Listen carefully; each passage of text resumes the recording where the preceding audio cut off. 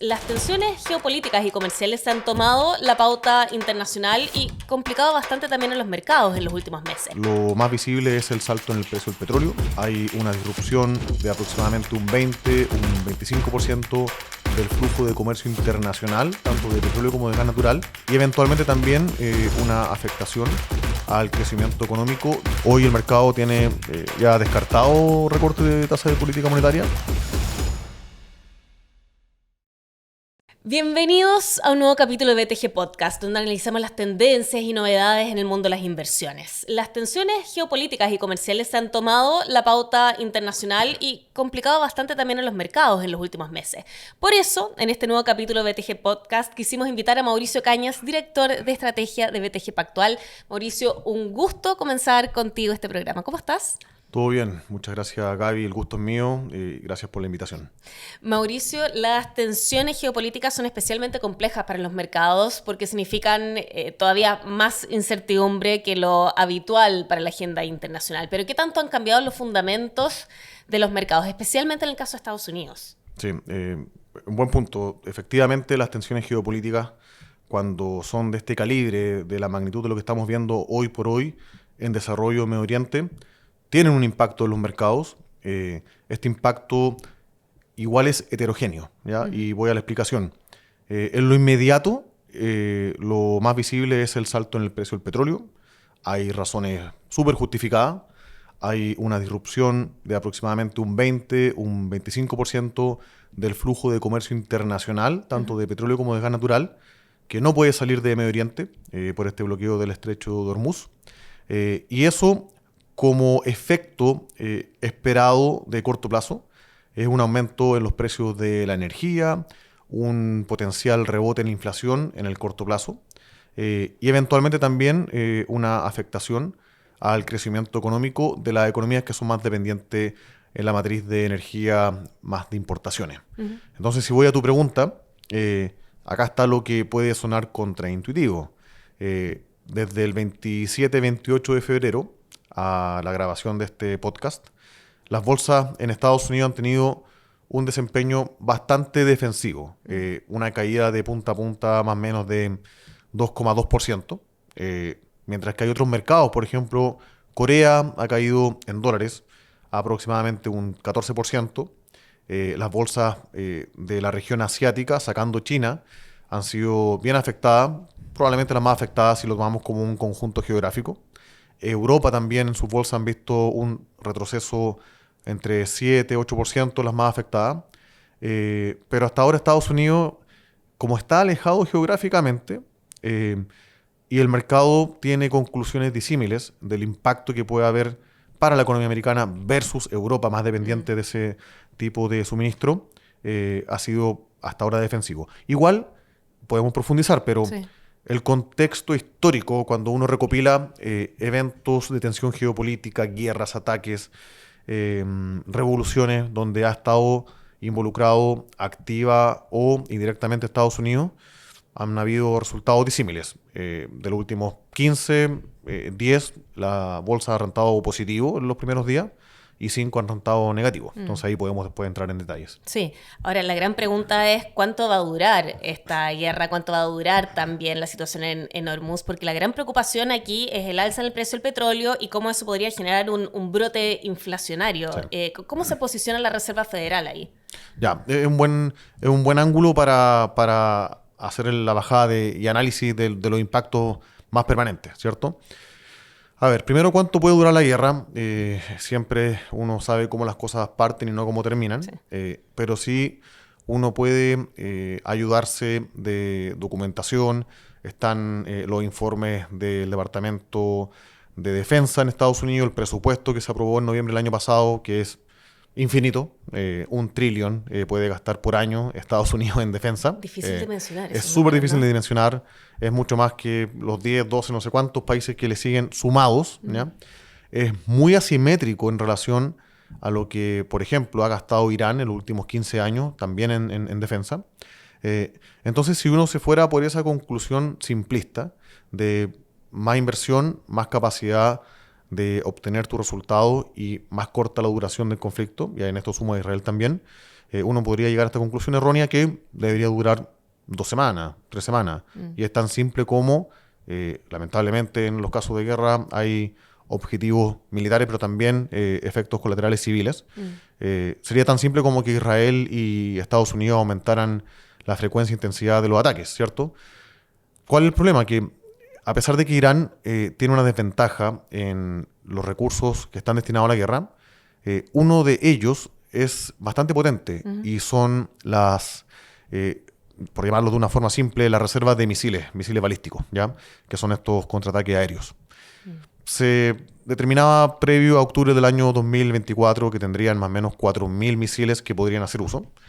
Después de los ataques que hizo Israel el año pasado, dirigidos, se estiman de forma no oficial en más de 3.000. Y a la fecha, y aquí ya con fuentes oficiales que tratan de tener una buena recolección de data, se supone que han agotado un poco menos de un tercio, ¿ya? Entonces, si hacemos la extensión lineal, uno podría decir, vamos, en 12 días podría durar un mes. Y es el escenario base que tenía Trump y sus aliados cuando iniciaron. 5 semanas. Entonces acá viene la pregunta, ¿qué significa, cuando uno dice cuánto va a durar, qué significa terminó la guerra? ¿No? Además. Y ahí es donde empieza a plantearse un escenario más gris y quizás más parecido a lo que ha sido la invasión de Rusia a Ucrania y el conflicto que se desarrolla después. En la cabeza de los líderes de Rusia estaba una guerra de un mes, ¿cierto? Pero las guerras en este mundo quizás mucho más atomizado en términos de recursos son más difíciles también de terminar. Y el mejor ejemplo son los usos de drones. El uso de dron sigue siendo molesto para el vecindario de Irán y sigue siendo un problema para retomar la actividad comercial. Es muy difícil que empresas como Maersk digan, perfecto, se retoma el tránsito de los cargueros, dado que supuestamente se acabó la guerra, si hay alguna probabilidad de que tengan ataques por drones, ¿ya?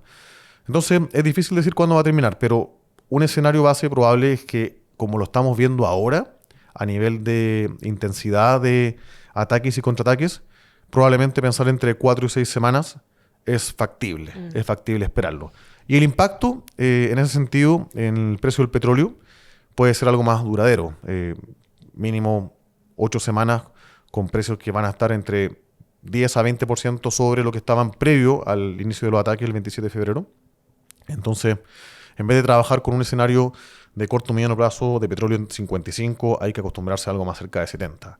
Ahora estamos sobre 100, pero obviamente eso es porque se empiezan a reactivar los ataques. Claro, pero es bien interesante lo que tú dices, de que incluso si es que uno pensara en este escenario de un fin de la guerra tradicional en que se firma, lo más probable es que continúe existiendo ruido y cualquier pequeño elemento podría perturbar ese acuerdo de alto al fuego. Sí. Y por lo tanto, la incertidumbre va a continuar en ese lugar. Nos tenemos que, como decías tú, tenemos que acostumbrarnos a un petróleo un poco más alto. Sí. ¿Cuál es el impacto que están viendo de eso en los llamados efectos de segunda vuelta, en el impacto que puede tener eso en determinadas industrias? Sí, buena pregunta. Y terminando de responder la anterior, bueno, hoy, o mejor dicho, a fines de febrero, el escenario base que tenía arriba de la mesa la Reserva Federal era de potencialmente tener hasta 2 recortes de tasa de política monetaria el año 2026. ¿Ya? Esto con una inflación que de forma gradual, pero consistente, se iba a ubicar cerca del 2%, entre 2 y 2,3%, y con un mercado laboral algo más agotado y una tasa de desempleo más cerca del 4,5%. Entonces, por regla simple, uno dice sí, se justificaba 2, y en el escenario más optimista 3 recortes de tasa de política monetaria. ¿Ya? Entonces vamos a los efectos inmediatos. En el caso de Estados Unidos no existe un mecanismo de estabilización de los precios de los combustibles como en Chile, como tampoco un elemento que le agregue una carga tributaria que la puedan eliminar de forma temporal para amortiguarlo. Claro. ¿Ya? Entonces el traspaso es prácticamente inmediato.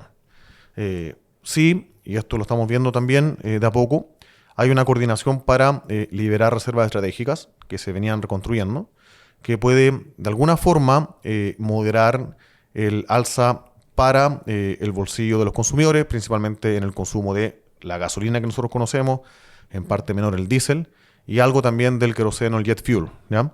Pero de nuevo, no es suficiente como para que solucione una disrupción de 20% en la cadena de oferta mundial.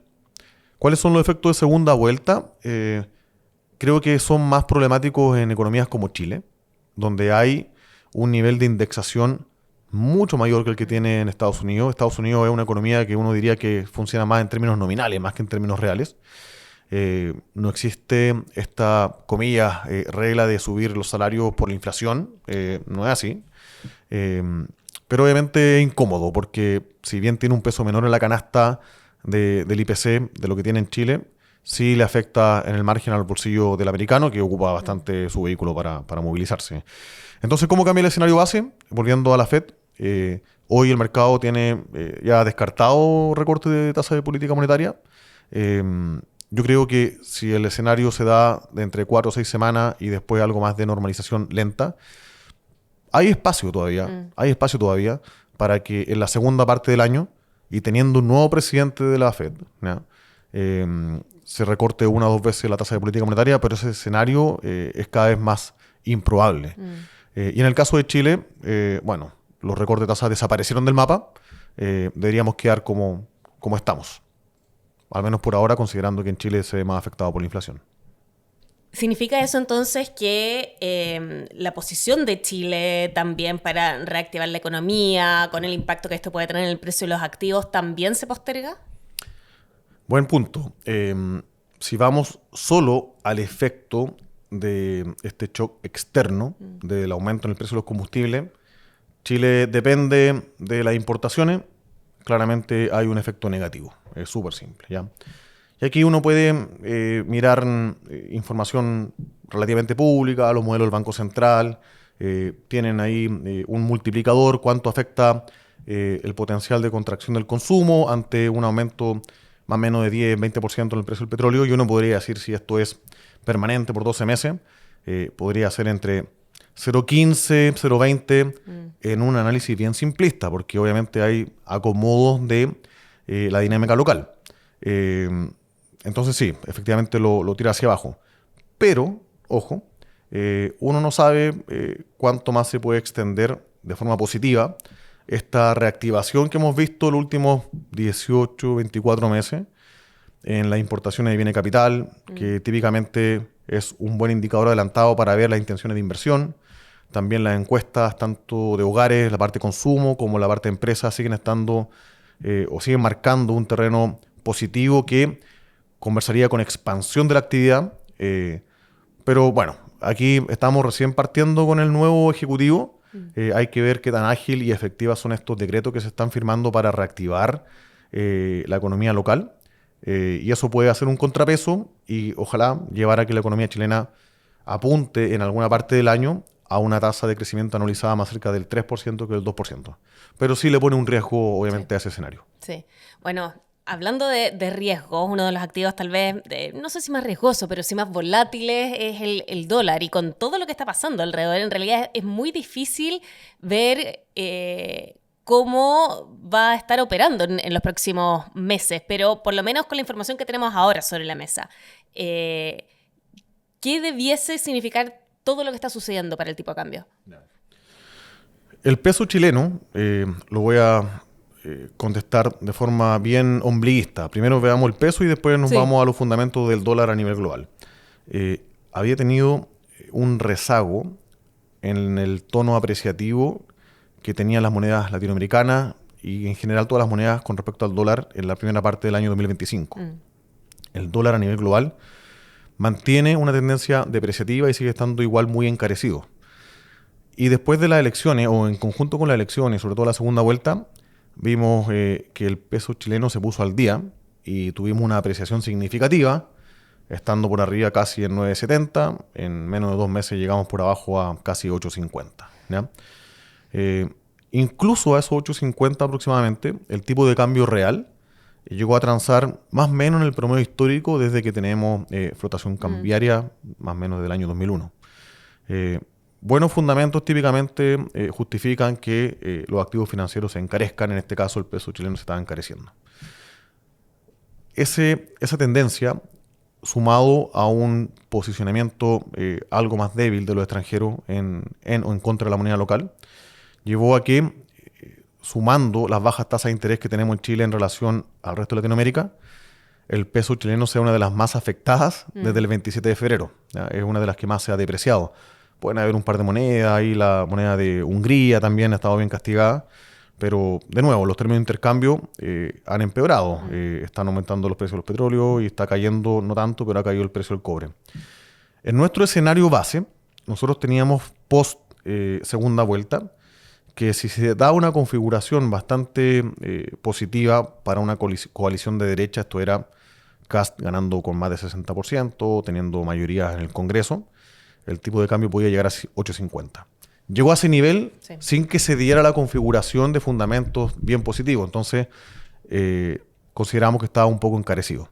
Para nosotros, si es que el escenario base se mantiene 6 semanas del conflicto, 2 meses para que empecemos a converger a algo más cercano a 60 en el precio del petróleo, los rangos de cotización y también de transacción para los que hacen más apuestas o trade especulativo se resetean y probablemente un buen nivel para vender dólares esté entre 9.20 y 9.30 y para tomar utilidades de esas ventas probablemente entre 8.80 y 8.90 versus un rango que estábamos definiendo anteriormente entre 8.50 y 8.90. O sea, se mueve casi 30, 40 pesos hacia arriba. Sí, efectivamente. Ahora, ¿qué significa todo esto para la bolsa chilena? A ver, la bolsa chilena, antes del conflicto o el ataque de Israel y Estados Unidos a Irán, venía con un rendimiento bastante, comillas, no quiero ser tan pesimista en lo que voy a decir, pero en relación a Latinoamérica y en relación a lo que fue el 2025, con un rendimiento bastante pobre. Habíamos visto toma de utilidad en la bolsa local. En algún momento llegó a transar a una razón precio-utilidad de 14,5 veces y partimos el año 2025 en torno a 11. O sea, había una expansión de múltiplo que refleja optimismo por parte de los inversionistas. Nosotros creemos que después de un muy buen año 2025, que era prudente tomar algo de utilidad, y fue lo que recomendamos a los clientes, ya la Bolsa de Chile está ofreciendo nuevamente puntos de entrada que se ven atractivos. Y aquí obviamente hay que tener un horizonte de inversión un poco más largo. O sea, si uno entra a estos niveles, ideal más cerca de 10.000 que de 11.000, es probable que uno pueda de nuevo acumular retornos pensando en 12 meses plazo superior a un 15%. ¿Por qué? Porque los fundamentos de las compañías y el potencial de crecimiento de sus utilidades para este año lo vemos mejor que para el año 2025. Sí, pero ahí tú haces un punto importante también, pensando en el mediano plazo, es decir, en un horizonte de 12 meses, porque van a continuar también habiendo ciertos riesgos y volatilidades, ¿no? Y la gran diferencia es que el año pasado teníamos un catalizador visible que eran las elecciones. Entonces, cuando hablamos con un inversionista o un cliente en octubre, nuestro escenario base, que era que la bolsa rentara 30% o más, y bueno, casi lo duplica, era pensando en diciembre, prácticamente hasta enero, cuando ya se ratificara el gabinete de gobierno. Ahora no, ahora de vuelta a los fundamentos más de las compañías, de las tasas de interés, de los múltiplos, y por eso el horizonte de inversión es un poco más largo, más lejano. Claro. A propósito de catalizador, hasta fines del año pasado, la gran conversa o el gran driver que movía el mercado era el avance de la inteligencia artificial generativa. Pero con todas las tensiones geopolíticas, obviamente eso pasó a segundo plano. ¿Va a volver a estar marcando el desempeño de los mercados una vez que baje el ruido geopolítico? Qué interesante que toca ese punto, porque obviamente hay formas de justificarlo, pero como anécdota, desde el 27 de febrero a la fecha, las empresas a nivel mundial que han tenido el mejor desempeño son las empresas de software, que supuestamente iban a ser desafiadas o incluso eliminadas por la inteligencia artificial, ¿ya? Y ahí cuando uno empieza a mirar una radiografía de las cosas que suben, los que caen, ha habido una toma de utilidad en las cosas que habían dado muy bien, por ejemplo Chile, las acciones de Corea, y había una recompra en el margen de las empresas o sectores que habían andado muy mal, por ejemplo las empresas de software. Ahí yo creo que ese dilema, porque obviamente no sabemos cómo va a terminar la evolución de esta disrupción tecnológica. Nosotros creemos que va a seguir. Uno lo puede llevar al día a día. Yo creo que efectivamente hay, sobre todo en la parte de software de aplicación, que son los periféricos, ¿ya? Uno los puede, no sé si reemplazar, pero claramente depender menos de su uso. Con cierta desprolijidad, uno puede llevar de forma autónoma, por ejemplo, una planilla, un dashboard, llámalo como sea, para hacer seguimiento de actividad comercial, ¿ya? Y ahí el que se ve desafiado es CRM, ¿ya? Así pasa con otras aplicaciones. Y claramente este tipo de compañía, a nuestro juicio, en la medida que tengan un modelo tarifario de cobro por usuario, están los incentivos para que vengan otros, lo repliquen, y con la creación de agentes autónomos que puedan escalar el uso sin tener que pagar por cada uno de los agentes, claramente le pone cuesta arriba el crecimiento a este tipo de empresas. Sí. A diferencia de los modelos de negocios que están basados por contrato empresarial, no por usuario, ¿ya? O, mejor aún, los software que son más de sistema o software core. Puede avanzar de forma descomunal la inteligencia artificial, puede ser capaz de permitirnos a todos tener un ejército de agentes autónomos que nos ayuden con el día a día, pero todavía me cuesta mucho ver que una de esas herramientas me cree una interfaz de sistema operativo como Windows y que me disponga una suite de trabajo profesional como es Office. Sí. Lo veo difícil. Y reemplace el Outlook. Entonces, ese tipo de empresas también ha visto un derating, una caída en sus múltiplos, una venta en el mercado. Y yo creo que están ofreciendo para el inversionista paciente un buen punto de entrada. Sí. Los Microsoft del mercado, ¿ya? Los SAP del mercado, que tienen un modelo de negocio probado, cuasi monopolístico, difícil de replicar, difícil el costo de cambio. Voy a cortar SAP empresarial. ¿Qué hago? Tienen un pricing power infinito. Y también han tenido un desempeño bastante magro en la bolsa, así que yo creo que por ahí está la oportunidad para aprovechar en este momento ese sell-off y la tendencia. Mauricio Cañas, un gusto haber conversado contigo en este capítulo de BTG Podcast para ordenar lo que está pasando en el escenario internacional y ver también cuáles son los pasos a seguir en este contexto. Vale, Muchas gracias. Muchas gracias a ti. A todos quienes nos acompañaron en este capítulo de BTG Podcast, muchas gracias por la audiencia y hasta una próxima ocasión.